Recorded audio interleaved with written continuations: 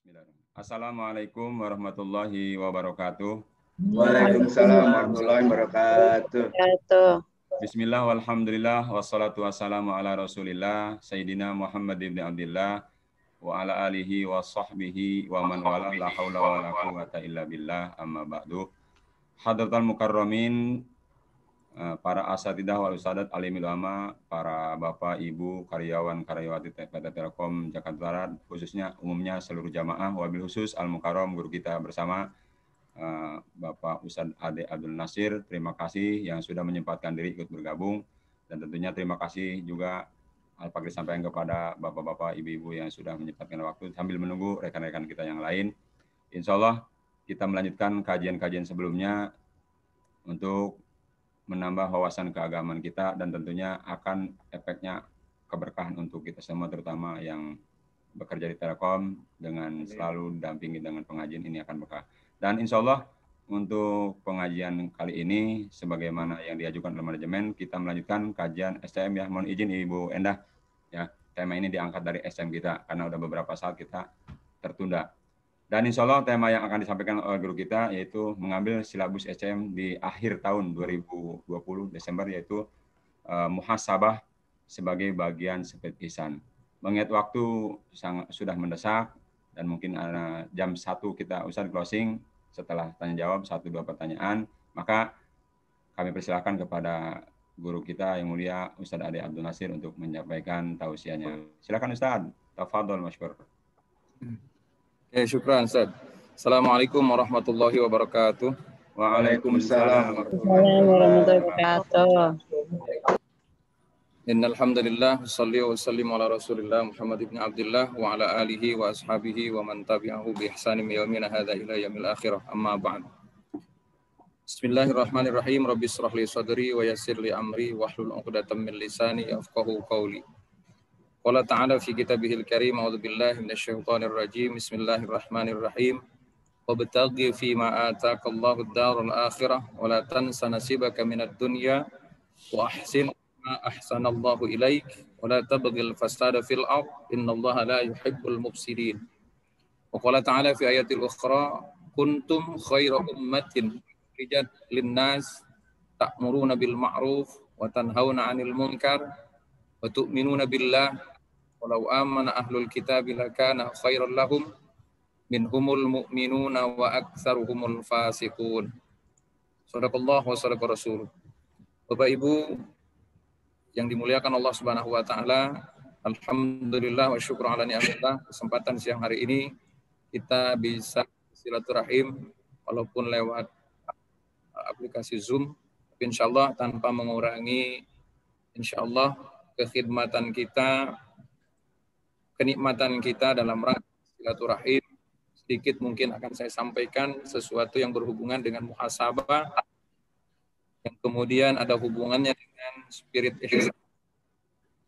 Di dalam Al-Quran surah ke-28 ayat ke-77, lembar sebelah kiri baris ketiga dari bawah, yang saya bacakan tadi, wabtaghi fi ma ataakallahu ad-darul akhirah wa la tansa nasibaka minad dunya wa ahsin kama ahsanallahu ilaik. Jadi ada kalimat di sini ahsin.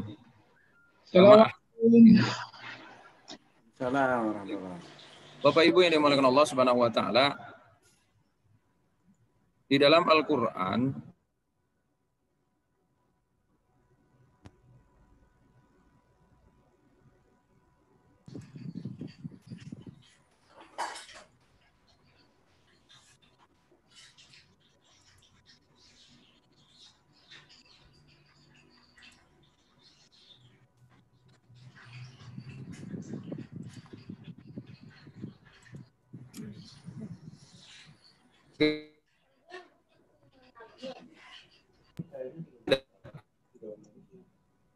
enggak Pak? Suaranya kedengeran enggak? Ya, sekarang muncul lagi Ustaz. Muncul lagi suaranya sekarang. Tadi enggak ada suara. Sempat Hilang. Waduh. Baik, saya ulang satu hal lagi. Saya ulang dari awal bahwa Al-Quran mengajarkan kepada kita yang pertama untuk melakukan kebaikan. Seperti firman Allah di dalam surah 28 ayat 77, "Wabtaghi fima ataqallahu ad-darul akhirah." Jadi kita ini diperintahkan oleh Allah yang pertama adalah mengutamakan urusan akhirat. Wabtaghi fima ataqallahu ad-darul akhirah. Carilah, ibtigha itu kita berusaha dengan sesuatu bekal yang telah Allah berikan kepada kita, fi bima ataqallah, dengan sesuatu bekal yang dikasih oleh Allah, ad-darul akhirah, untuk mencari urusan akhirat. Wala tansa nasibaka minad dunya, namun jangan melupakan urusan dunia. Artinya urusan dunia ini bukan menjadi prioritas utama, sekedar tidak lupa saja. Untuk urusan dunia itu sekedar tidak lupa saja. Artinya start semua kehidupan kita harus berawal dengan urusan akhirat dan yang berhubungan dengan kekuasaan Allah Subhanahu wa taala yang diberikan kepada kita sebagai bekal untuk mendapatkan sesuatu yang berhubungan dengan akhirat. Lalu di kalimat berikutnya wa ahsin. Nah, ini juga spirit ihsan. Jadi sebetulnya ihsan itu diperintahkan oleh Allah, berbuat baik itu diperintahkan oleh Allah secara langsung. Wa ahsin kama ahsanallahu ilaik. Berbuat baiklah atau menjadi lebih baiklah. Mungkin disederhanakan bahasanya. Lakukan sesuatu yang sudah baik itu kemudian menjadi lebih baik. Menjadi lebih baik. Wa ahsin kama ahsanallahu ilaik. Berbuat baiklah seperti halnya Allah berbuat baik kepadamu. Wala tabghil fasada fil ard, dan tidak boleh membuat kerusakan di muka bumi ini. Wallahu la yuhibbul muhsinin, wallahu la yuhibbul mufsidin, karena sesungguhnya Allah tidak menyukai orang-orang yang buat kerusakan, berarti lawan dari kerusakan adalah berbuat kebaikan. Berbuat kebaikan. Nah, bagaimana ceritanya kita ini akan menjadi umat yang bisa berbuat kebaikan tanpa melakukan dua hal. Tanpa melakukan dua hal. Di dalam surah Ali Imran, surah ketiga, ayat 112. Ayat 112, bagian lembar sebelah kiri, baris ke-4 atau ke-5, sebelah kiri, berada posisi sebelah kiri. Duribat alaihimuz zillatu aynama sukifu illa bihablim minallah wa hablim minan nas. Maka ditimpakan kepada siapapun, berada dimanapun, kelompok yang manapun, ketika ia tidak mau melakukan dua hal. Tidak mau melakukan dua hal. Yang pertama, hablum minallah. Ingat, tadi yang diperintahkan oleh Allah di surah Al-Qasas, surah ke-28, ayat 77 itu. Wabtaghi fima ataqallahu darul akhirah. Jadi yang pertama adalah urusan akhirat. Nah, di dalam ayat 112 surah Al-Imran pun kita ini diperintahkan oleh Allah terlebih dahulu urusan dengan Allah. Urusan dengan Allah. Hablum minallah. Yang kedua, wa hablum minan nas. Yang kedua, hubungan kita dengan sesama manusia. Nah, kemudian korelasinya juga ayat ini berhubungan dengan ayat 110-nya di surah Al-Imran. Agak naik ke atas, baris kedua dari atas sebelah kiri. Kuntum khaira ummah ukhrijat linnas ta'muruna bil ma'ruf wa tanhauna 'anil munkar. Jadi sebetulnya bahasa sederhananya ihsan itu, berbuat kebaikan itu diawali dari diri kita sendiri, kemudian kita tularkan kepada orang lain. Maka ayat ini sangat berhubungan erat dengan sabda Rasulullah SAW di dalam kitab Adabud Dunya Waddin karangan Imam Al-Mawardi, bahwa ada beberapa hal yang dicintai oleh Allah, yang diridhoi oleh Allah, di antaranya ada tiga. Ada tiga hal yang diridhoi oleh Allah Subhanahu wa taala. Ini berhubungan dengan ihsan. Berhubungan dengan ihsan. Juga berhubungan dengan hablum minallah wa hablum minan nas. Mari kita perhatikan. Yang pertama, di surah 28 ayat 77 tadi, kita diperintahkan untuk mengutamakan urusan akhirat yang berhubungan dengan Allah secara vertikal. Kemudian yang kedua, kita juga diperintahkan oleh Allah wa ahsin kama ahsanallahu ilaik. Berbuat ihsan, berbuat kebaikan atau meningkatkan kebaikan dari yang baik menjadi lebih baik, dari yang tidak baik menjadi baik, dari yang tidak baik menjadi baik. Bagaimana posisi kita menjadi umat yang menjadi umat terbaik? Ya tentu menjadi umat terbaik itu harus melakukan kebaikan-kebaikan. Melakukan ihsan ini secara betul-betul sesuai dengan guidance-nya, sesuai dengan ukurannya, sesuai dengan aturannya. Mari kita sama-sama simak surah 100 ayat surah ketiga ayat 110 ya. 10. Khairu ummah ukhrijat linnas ta'muruna bil ma'ruf wa tanhauna 'anil munkar. Esensi daripada ihsan itu ternyata adalah kita berbuat baik terlebih dahulu, lalu kita melakukan amar ma'ruf nahi munkar. Agar kita menjadi manusia terbaik. Di ayat 110 itu Allah katakan, kuntum khaira ummah. Kenapa bahasanya, kalau saya sering telisik, Al-Quran ini kenapa tidak mengatakan antum? Kalau memang kita sudah menjadi umat terbaik, berarti kita sudah betul-betul diplot oleh Allah. Tapi kalimatnya kuntum. Kuntum itu sebagai kalimat yang menunjukkan kepada kita, maukah engkau menjadi orang atau menjadi umat terbaik? Karena tidak semua umat Nabi Muhammad menjadi umat terbaik sebelum dia mau melakukan amar ma'ruf nahi munkar. Jadi sebetulnya esensi spirit ihsan itu bagaimana kita caranya melaksanakan semua perintah Allah terlebih dahulu kita lakukan, lalu setelah itu semua kita tularkan lewat melakukan amar ma'ruf nahi munkar. Kita sama-sama simak hadis Rasulullah SAW riwayat Imam At-Tabrani dalam kitab Adabud Dunya Waddin, kemudian juga di dalam kitab Riyadhus Shalihin kalangan Imam Nawawi An-Nawawi Ad-Damashqi. Beliau pernah menyebutkan hadis Abi Hurairah radhiyallahu anhu bahwa sesungguhnya Allah meridhoi 3 hal dari diri manusia dan Allah tidak menyukai 3 hal.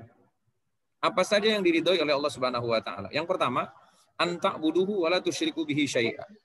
Yang pertama yang Allah sukai, yang Allah ridhoi adalah kita menyembah hanya kepada Allah. Menyembah hanya kepada Allah. Tidak menyembah kepada yang lain selain Allah. Itu yang disukai dan dicintai oleh Allah, diridhoi oleh Allah. Yang pertama. Yang kedua, wa anta'tasimu bihablihi jami'an wa la tatafarraqu. Yang kedua adalah berpegang teguh terhadap agama Allah. Nah, ini juga merupakan esensi daripada ihsan. Kita ini berpegang teguh terhadap agama, bukan terhadap kelompok. Maka orang-orang yang mau melakukan ihsan itu, dia tidak akan merasa paling benar. Dia tidak akan merasa paling hebat. Dia tidak akan pernah merasa paling lurus. Dia tidak akan pernah merasa paling jujur. Dia tidak akan pernah merasa paling hebat. Melainkan dia menyamaratakan dirinya dengan semua, asal semua beragama Islam. Jadi ini harus digarisbawahi bahwa ihsan itu salah satunya adalah menganggap orang lain yang beragama Islam selama masih perkara kaidah dasarnya sama, ikhtilaf perbedaan dalam khilafiyah, yaitu tetap masih harus kita akui sebagai saudara kita. Dan ini menjadi pemicu Allah meridhoi kita.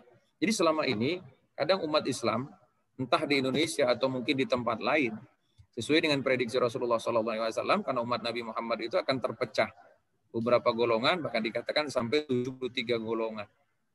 Maka yang paling terbaik di antara umat-umat itu adalah mereka-mereka yang mau tetap mempertahankan agamanya sebagai pegangan hidupnya tanpa membeda-bedakan kelompok, tanpa membeda-bedakan khilafiyahnya. Hari ini yang banyak dibahas, kelompok-kelompok itu banyak mengagungkan dirinya, menyepelekan kelompok yang lain. Sementara di dalam Al-Qur'anul Karim, kita dituntut oleh Allah Subhanahu wa taala tidak mati dalam keadaan kelompok yang satu atau kelompok yang lainnya. Surah Ali Imran naik sedikit, turun sedikit ke bawah di ayat 100. Berarti naik ke atas. Di ayat 102 baris kedua dari atas. Ya ayyuhalladzina amanu taqullaha haqqa tuqatih wa la tamutunna illa wa antum muslimun. Jadi ayat ini sedang memberitakan kepada kita, bukan tidak penting kita punya kelompok karena kita harus punya kendaraan. Dalam melakukan ibadah itu, saya ambil tamsil, saya ambil contoh. Mohon maaf kalau saya sebutkan salah satunya ormasnya ya, saya sebutkan saja. NU, Muhammadiyah, atau Persis, dan lain sebagainya, itu adalah kendaraan. Saya tidak ingin membahas satu persatu, akan tetapi yang ingin saya sampaikan bahwa kelompok apapun, organisasi apapun, kalau di dalamnya masih terdapat ajaran Islam, maka sebenarnya itu hanya sekedar kendaraan saja. Kita ini tidak bisa memaksakan orang. Satu contoh yang paling real, kita punya kendaraan. Sama-sama merek produknya Toyota, Pak. Bapak Ibu sekalian. Tapi di dalam kehidupan kita tidak bisa memaksakan orang. Sama-sama Toyota, tapi Anda maksa orang harus pakai Avanza misalkan. Karena Anda punya Avanza. Sementara orang lain mampu lebih dari punya kita. Misalkan mereka pakai Alphard lah, pakai Toyota yang lain lah. Selama mereknya masih Toyota, perbedaan merek yang lainnya sebetulnya kan tidak ada masalah. Yang jelas, kelompok itu, kalau saya mengambil tamsil, mengambil contoh, bahwa kelompok itu hanya sekedar kendaraan untuk mendapatkan ridho Allah, untuk menjalankan semua syariat Allah, karena di dalam kehidupan kita, mazhab pun terdapat 4. Mazhab itu terdapat, artinya mazhab itu cara pandang atau jalan yang menuju kepada tujuan yang berbeda, jalan yang berbeda, tapi tujuannya sama. Jadi kita ini tidak perlu lagi mempersoalkan kelompok yang mana, karena itu sebuah kendaraan. Kan lucu kalau kita maksain orang. Saya punya kendaraan misalkan Fortuner, Pak. Fortuner kan Toyota. Kemudian saya maksa orang harus pakai Alphard gitu loh. Atau mungkin saya pakai Avanza, saya maksain orang harus pakai Avanza juga. Sementara orang lain berkelebihannya lain. Yang paling terpenting dalam kehidupan, perjalanan kita semua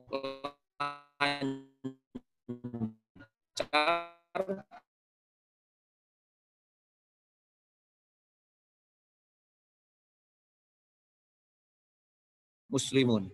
Jangan kau mati kecuali dalam keadaan beragama Islam. Jadi tidak ada teks dalam Al-Qur'an wala tamutunna illa wa antum nahdiyun bagi orang NU. Wala tamutunna illa wa antum muhammadiyun bagi orang-orang Muhammadiyah. Wala tamutunna illa wa antum persisiyun misalkan bagi orang Persis. Tidak ada. Artinya ayat ini sekali lagi mengarahkan kepada kita berbuat ihsan itu tidak harus dengan kelompoknya sendiri saja. Maka kita juga bisa welcome selama, mohon maaf catatannya, asas agama kita. Tidak merubah asasnya. Syahadatnya masih kepada Allah.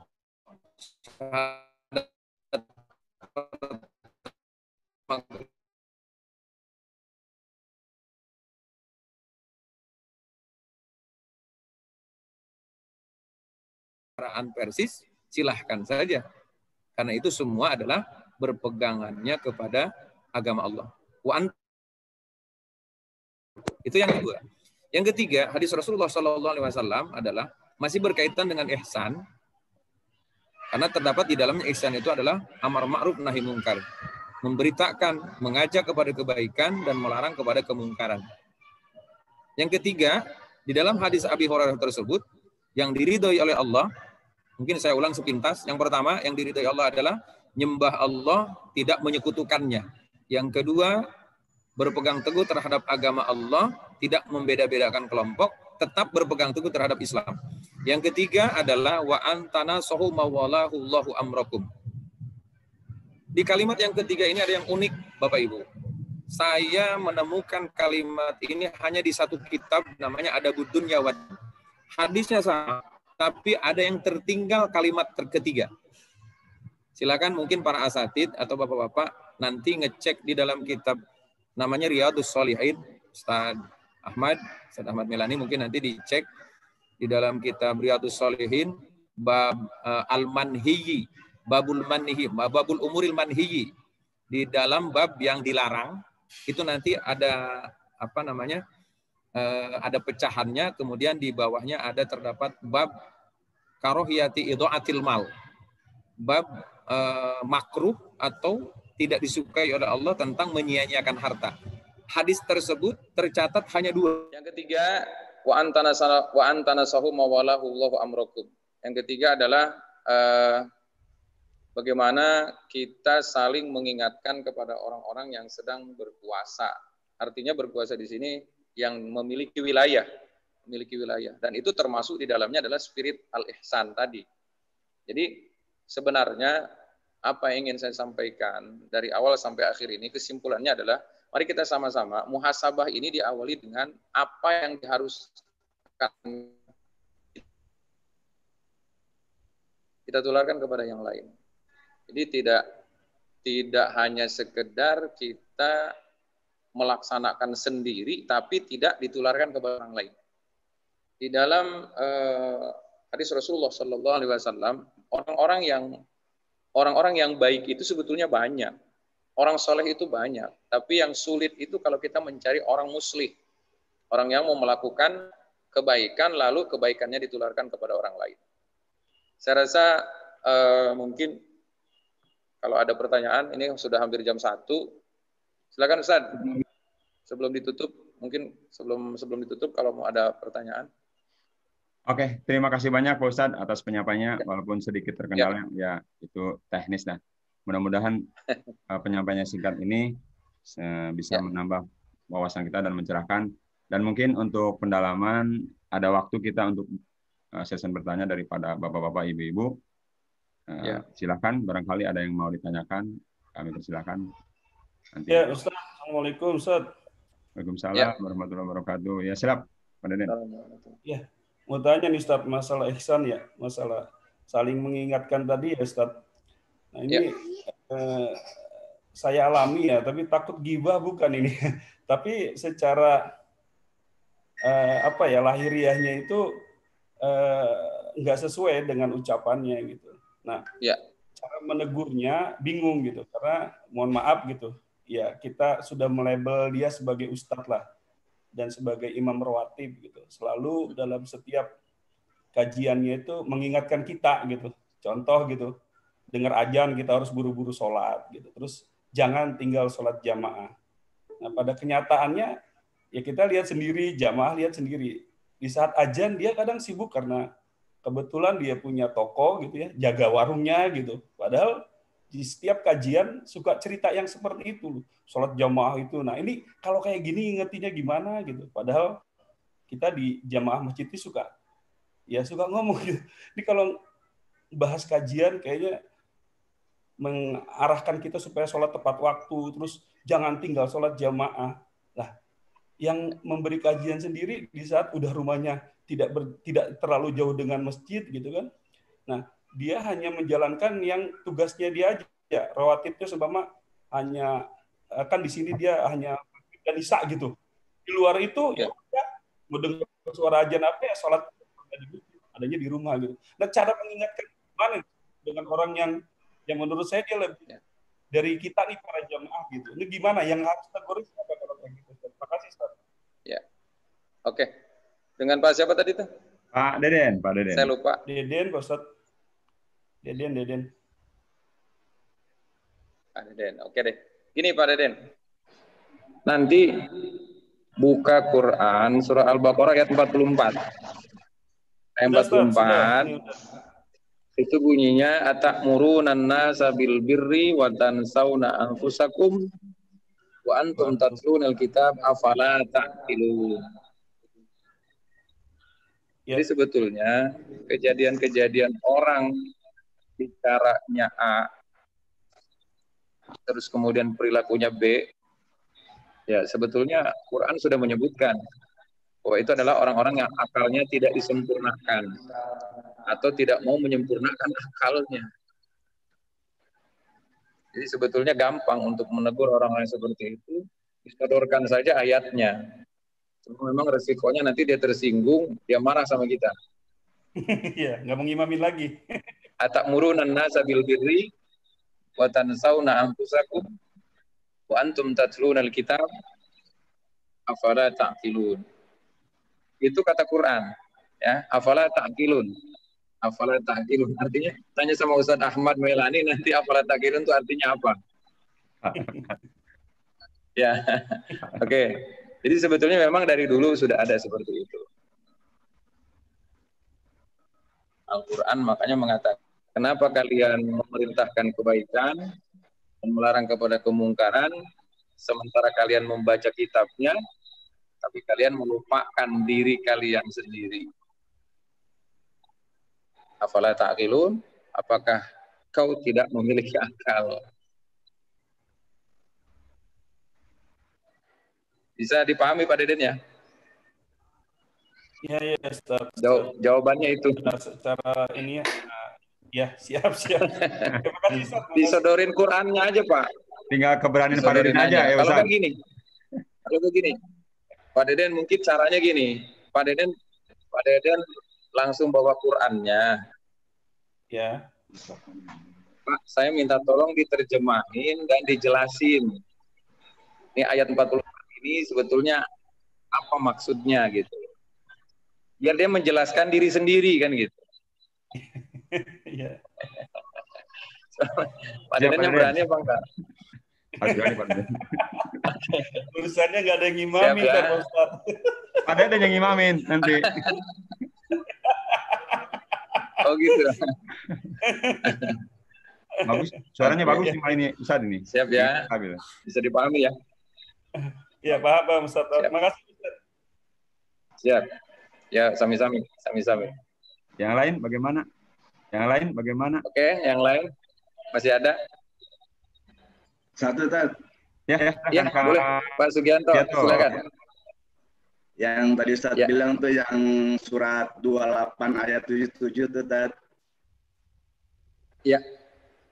Itu mengenai kerusakan tuh maksudnya kerusakan hati apa kerusakan secara fisik untuk di muka bumi itu, Tad, tolong pencegahan.